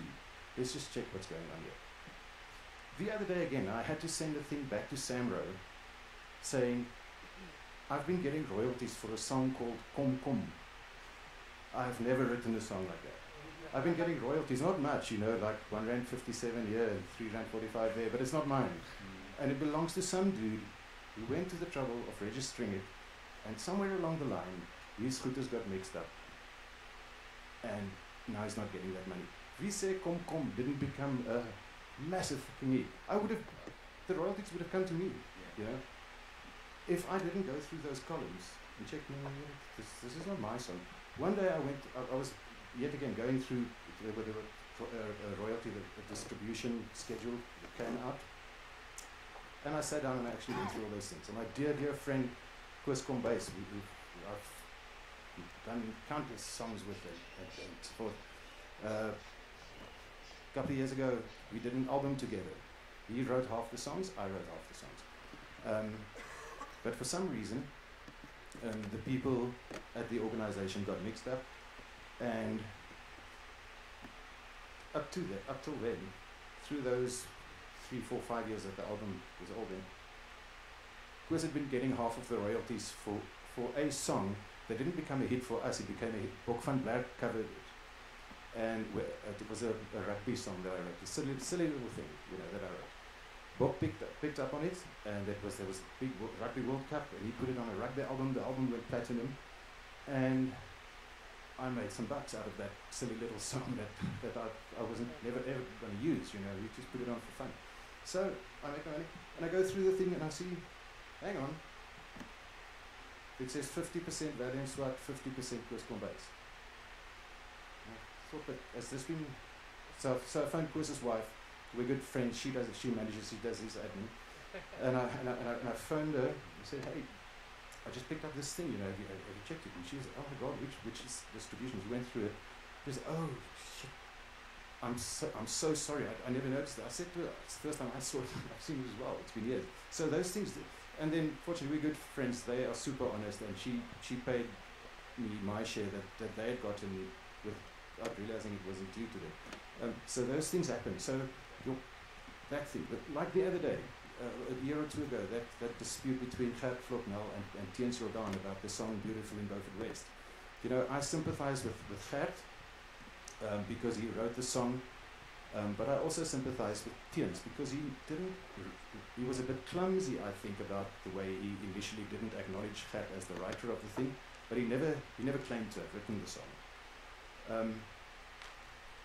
Gert, or somebody who looks after his stuff, should have actually done that paperwork properly from the beginning, and should have kept tabs on it properly, because on the same album where that happened, where that song was recorded, Tiens covered a song of mine called Songwriters. My paperwork was in place. My bank manager was very happy about that. you know what I'm saying? Get your things in place from day one and keep tabs on them regularly, because you never know. You never know. It could be a 10, or there could be 3 more zeros behind it. You know? Let's get our ducks in a row. You got it. Thank you so much, you guys. Thank you. Is there another one? 2, 3 or more? So my question is relating to a young user's perspective. So I recently took the brave decision to start posting music online, on social media context, to try and get some exposure, get it out there.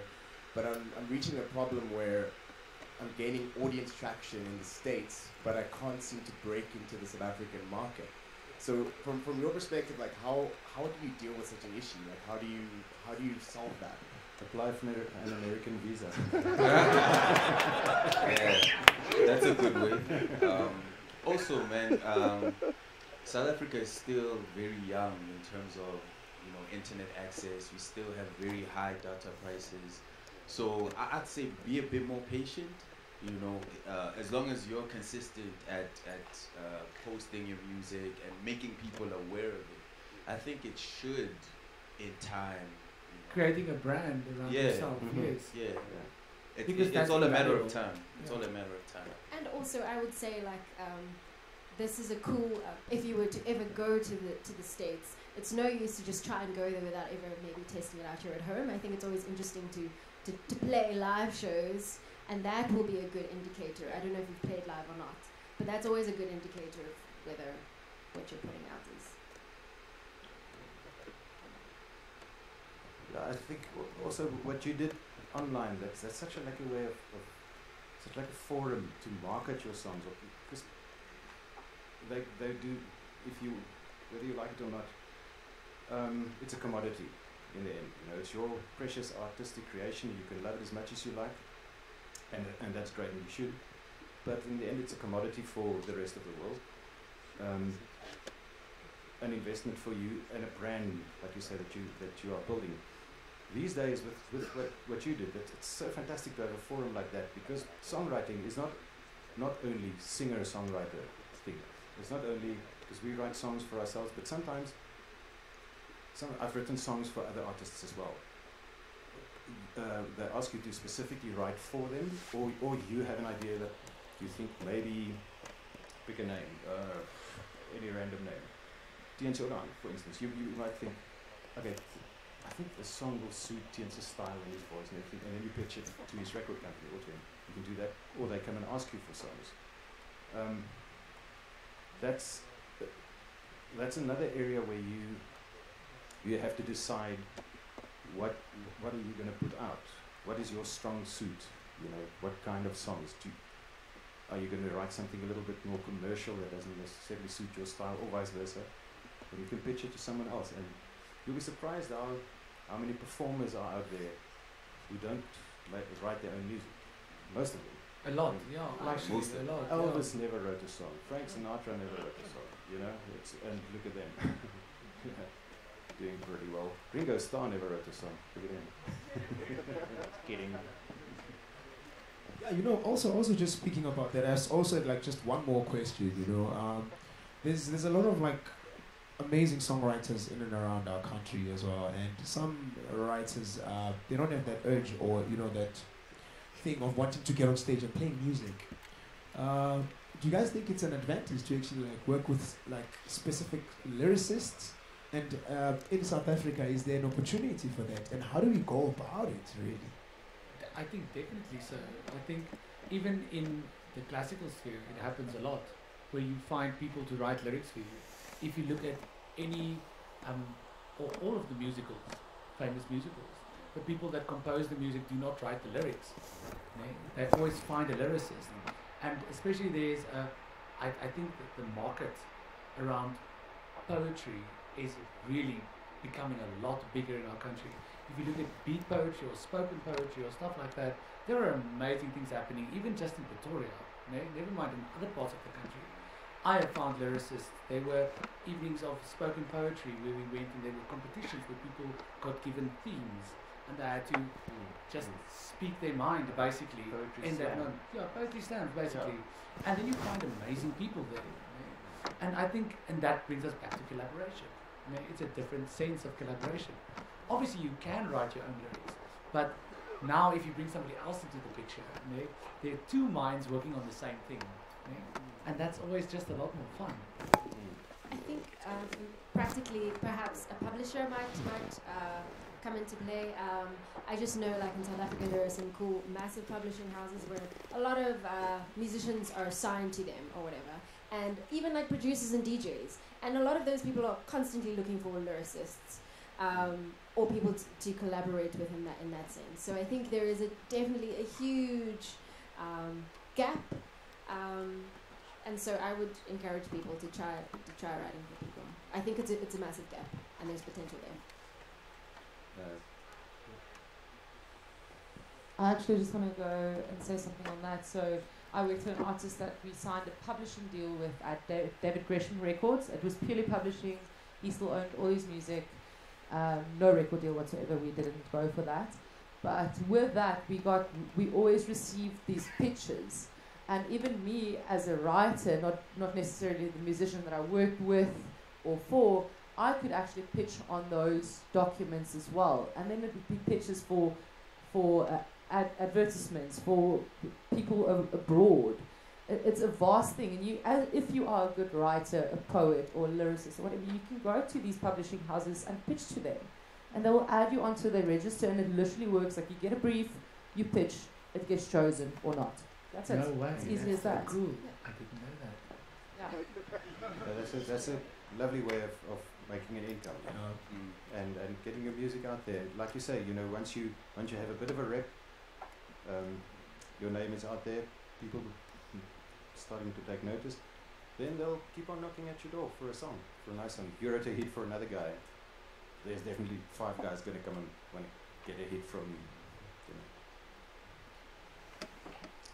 There's another question right there. Yeah, just on the point of you're talking about monetizing the songs and monetizing music. I'm married to an artist, a painter, and she'll work a year on an entire exhibition, then she'll exhibit it at a gallery. Lots of people come drink wine, but unless she sells lots of work, she's not making much money. And the same thing, I've got lots of musician friends, and it's kind of a weird business model because you can sit at a bar as a musician, an up-and-coming musician.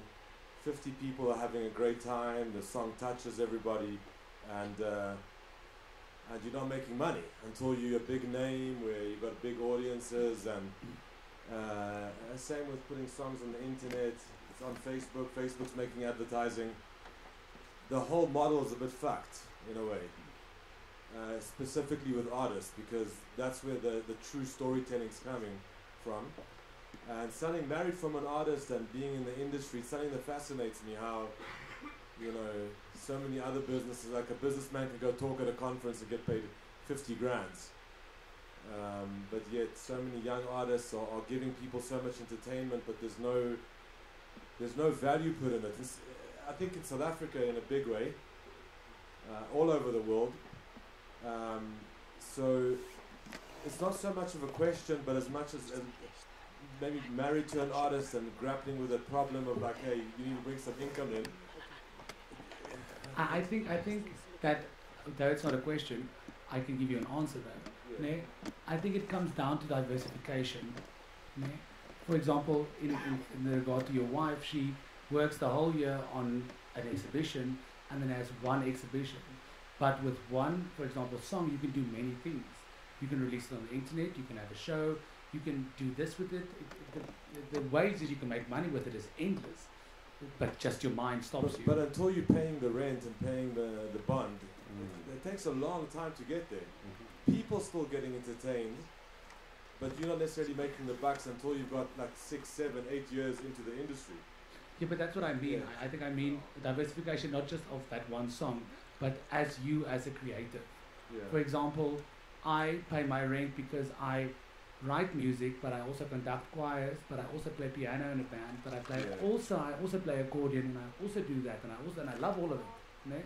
But if I was just going to play accordion, then I would not be able to do anything. Yeah. You gotta be able to diversify. You have to be able to diversify as an artist, not just as a songwriter or as a painter, but as a physical artist. Be versatile. Yeah. Beautiful. Do you still have one more? Or 2, 3 maybe? 2. Hi there. Okay, so it sort of stems off the same premise, but seeing you 5 here, which was beautiful and awesome to see so much diversity in terms of different types and styles of work, but yet the same principle, which is an artist. Obviously, there's the good times in meeting people that you know and being connected with this one in order to help you with A, B, C, or D. But my question lies with the people that aren't that privileged, that don't have the technology, and maybe you've all been through it yourself and went through that phase in your career. My question is, how can we assist the people that have or are currently still going through that without having the Pro Tools or the connections or publishing house to assist you? How do we make those people more visible? Because in the past, there's obviously lots of musicians that still need to be recognized in this country. And I think that's also going to obviously help the furtherance from generation to generation, is making these people more visible to the public eye, or helping them get an EP or an album of some sorts. But obviously they don't have the money or the financial backing in order to provide that. But out of your experience, when you went through that phase in your career when you didn't have the money, what did you do to sort of take the next step to get to that point? Yeah, that's I a got very a good job. question. Yeah, because you, for example, you use Pro Tools. Yeah. What did you do? Yeah, like I'm saying, when I got out of school, I got a job at the Lyric Theatre as a sound technician. Used to handle the mics. Very small, but effective job. You know, it helped me keep my vision to what I wanted to do, and what I ultimately wanted to do was to produce. I guess because the way music is changing, or rather how the internet age has changed how we consume music, it's much more difficult to put value on it. So you have to think of other ways, not only to monetize, but to bring value to your music. And I feel like exploring other avenues, it doesn't even have, you could wait tables just to be able to, you know, to afford studio time, to you do whatever, you do whatever it takes. You know, I went and did a job at a theater. I didn't know anything about theater then, you know, grew to love the thing, but it was an experience for me to get to the ultimate place where I wanted to be. So how I would say they could help themselves, it's just getting a job, getting a means of income so that you can support your dream. You know, that's... Yeah, I always say, sorry, that just do what you must to do what you love. Yeah. I also think that for us, for instance, there's things that we can do. Like I constantly hear amazing artists, or I have conversations with people who are in the exact same boat, because I was there not too long ago. And I think what we as a music community can do is like to provide spaces for those people. Like I know people who run studios. I play shows and I can give somebody an opening slot so that other people can hear them. Do you know what I mean? I think it needs to be kind of grassroots level, and we need to to help a brother out, because I know I've been in those situations. I mean, I had people offering to help me pay for an EP. I know a friend who's had similar situations where somebody just helped them record an EP because they had the means and wanted to do something. So I honestly think it comes from us. The other thing was also collaborations. I think if you see a young guy doing something really cool, you can collaborate with them. If I know maybe my name is bigger right now, I can collaborate with them and then it gets their name out. I don't know if that makes sense. There's a little ideas of things that we can do proactively that doesn't make it impossible. To help each other out. Yeah, yes, and definitely. to keep on the lookout. And I also think to take charge, Nick, to organize shows, not wait for people to organize shows for you, Nick, to do it for yourself. I think that's one of the biggest things. These days with cell phones and internet and emails and WhatsApp and it's Facebook, all those things. I remember back in the day, we'd go on tour, for 3 weeks, get in the combi, 5 of us. There were no cell phones, and we'd just drive up. We'd leave Stellenbosch at 11 o'clock at night and rock up in Pretoria 6 o'clock the following afternoon, just in time for sound check, and then realized, okay, now I gotta get hold of a PA somewhere. So there wasn't, you couldn't phone anybody, and every time, and when you went to a ticket box to phone, half the time it was broken. The rest of the time there was a queue from here till the end of the road, standing waiting for their turn. So it was, there was no internet. You couldn't these days. It's so easy to market. If you can't market yourself, you're a bloody fool. It's all at your fingertips, and especially with the younger generation. You guys, I have a friend who is a musician. He's from a very famous band, one of SA's biggest bands. And after the band disbanded, and they only play a couple of reunion gigs once every 2 years or so, he had to eventually get a day job, because the royalties started running out. And and he went on an IT course. He qualified as an IT guy, and he could never get a job, not realizing that the company's not going to appoint a 42-year-old who just learned how to do this stuff. They're going to appoint a 20 years old who's been doing it since he was 5. You know, the fingers go like this. But I agree with you. Pub gigs, they're a great day job. Sitting in this, I sang me and Bobby McGee in the Spur more times than I can count. You know? So, and Boesman Land Fat Man, anything, man. On a Wednesday night up in the Bronco Canyon Spur for $150 in a burger. It helps pay the rent. It helps pay the rent. Yeah, personally, I'd just like, you know, I'd rather say just bring them to Bandustry. Hey man, there's this plug in here. This is where, you know, really everything really begins. But once again, thank you so much for your input, everybody. Do we still have one more? Because I also have one more question for Adele and Peter. I don't know if I should take one from the audience. Is there one more? Anyone? Sorry, I just want to end off. I think this is actually the perfect forum for this. I realized on my way here. I've got a very good friend in Stellenbosch, Skalk van der Merwe. Skalk, Bed on Bricks, Car and Zoid. He's played on many of my albums. We've played countless gigs together. Skalk is a brilliant, brilliant guy. And him and a partner have just come up with a thing that you guys might definitely be interested in. It's an online forum that they call. You can actually go check it out. And they're just starting out now, so it's not very much up and running yet, but it's about to be rolled out now. They call it Bandwidth, not bandwidth with a D like WID, just bandwidth. One word, bandwidth.pro.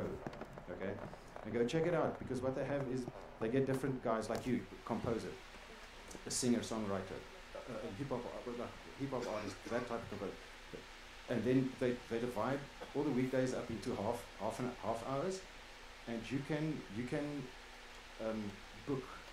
Let's say on a Wednesday you book 2 half hours, and on a Friday another half hour. Then basically you make yourself available for something like this, but online. For questions. So it's a one-on-one thing. Oh wow, that's it's a one. Let's say you're on, and I want to find out a bit about how you go about your thing. How do you do? When I book half an hour with you, I can book 2 half hours with you. I can book 4 half hours with you, and then it's a one-on-one, in real-time conversation about anything: songwriting, publishing, composing, drumming, keyboards, anything music related. So do go check that out, bandwidth.pro, and I'm sure they have a suggestions box where, let's say you would like to find out from Francois van Cope how he goes about writing his songs. Then you should be able then to book a session with him if he's on the roster.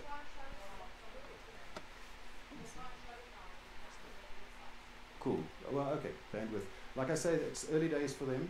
They're only just starting out, so it's not a full roster anymore. But I'm going to be part of it, doing songwriting, one-on-one workshop things, and then you, as a musician, you then, I'm not sure, it's not much money. It's like something, let's say $100 that you get for the half hour. So one of you guys would pay $100 to have. Let's say with Martin, guitarist from Wonderboom, you want to find out how he plays that like a rockabilly style. Book half an hour with him for $100 online, one-on-one, and it's a really, you can make a couple of extra bucks. You know, it's like a pub gig, and you probably wouldn't have to see me and Bobby McGee. Opportunities. Just to close off with just one more question. We had an opportunity to really, be part of the offering that Peter and Adele gave to us earlier on. It was really amazing. Once again, thank you so much, you guys. Adele, you wrote a song called Speak. And it's a beautiful song, man, with regards to the Woman Month and, giving thanks to the beauty of Oh Mama. I'd just like us to just briefly take us through the process of writing the song and why, and how did you end up naming a song? That's one of my challenges, I always have in terms of just name a song. That one, as soon as I said it, even tonight, I was like, I'm not even sure yet that's what I want to call it. But it was pretty much, I'd been thinking about my mother, and I'd been thinking about the domestic worker, the lady who raised me, and I'd been thinking about just women in general. And also myself, I've been experiencing moments where I feel like I'm not given the space to speak. And it kind of all just came out, I guess it's things that I process. For me, songwriting usually is things that I've been processing for a couple of months, and then I start to jot it down into some sort of thought. So I've been thinking about that and how I would love to give all of those women, there are women that I see that I would love to give the platform to speak, because I would love to hear what they would say. And so it came out of that place, and it also, I was thinking about, like, you know, sometimes you'll see a lady walking down the road and she's carrying a whole lot of stuff. And so I knew I couldn't be like a slow song, and I needed something groovy. And so there was a groove to it, just kind of the image of a lady walking. So essentially it's an image, and then it's like something I'm processing, and then lyrics come together, and then I put the music together in a nutshell. Yeah. Awesome. Yeah. Ladies and gentlemen, please give it up for Adele Manto. Sitting right next to her, it's Mr. Peter Bezuidenhout. And Mr. Thembiso Herimbi. And Mr. William Swart. And my name is Duatsi Pomulo. You guys have been talking about music. Siyabulela, man. So guys, just before, and I'm actually glad this particular thing came up, because we had Skolton and Marva on our Cape Town panel. He introduced Bandwidth Pro to all the musicians there. So Valiant, thank you. And I think you'll be glad as well. So just, I didn't listen to everything Valiant said because I was busy trying to get my computer on a hotspot. But it's also, I mean, it's for every kind of purpose. It's for getting